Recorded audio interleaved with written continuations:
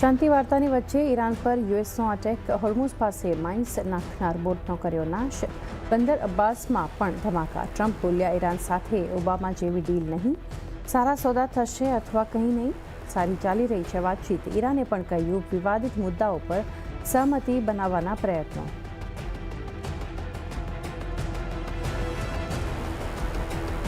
મે સિરીઝની monthly એક્સપાયરીના દિવસે બજાર માટે મિશ્ર સંકેતો. એફઆઈએસની કેશ અને વાયદા બંનેમાં મળીને આશરે 4,900 કરોડ રૂપિયાની ખરીદારી. Nifty flat. એશિયામાં મામૂલી દબાણ. ડાઉ ફ્યુચર્સમાં જોરદાર તેજી. તો ગઈકાલે મેમોરિયલ ડેના કારણે બંધ હતા અમેરિકાના બજાર. ઈરાન અમેરિકા વચ્ચે તણાવ વધવા છતાં કાચા તેલની કિંમત $98 પાસે યથાવત. ત્યાં જ સોના ચાંદીમાં મજબૂતી યથાવત. $4,550 પાસે કોમેક્સ ગોલ્ડનો ભાવ. હિતાચી એનર્જીએ જાહેર કર્યા સારા પરિણામ. નેટ પ્રોફિટ 80% વધ્યો. આવક અને માર્જિન્સમાં જોરદાર ઉછાળો. ત્યાં જ કોન્કોરનો નફો 12% ઘટ્યો.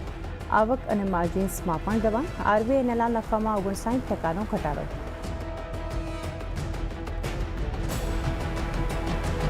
અને આજે આવશે નિફ્ટી કંપનીઓ એનજીસીના પરિણામ. 8% ઘટી શકે છે નફો. માર્જિન્સમાં પણ દબાણ શક્ય. આ સાથે જ સિમેન્સના પણ આજે પરિણામ.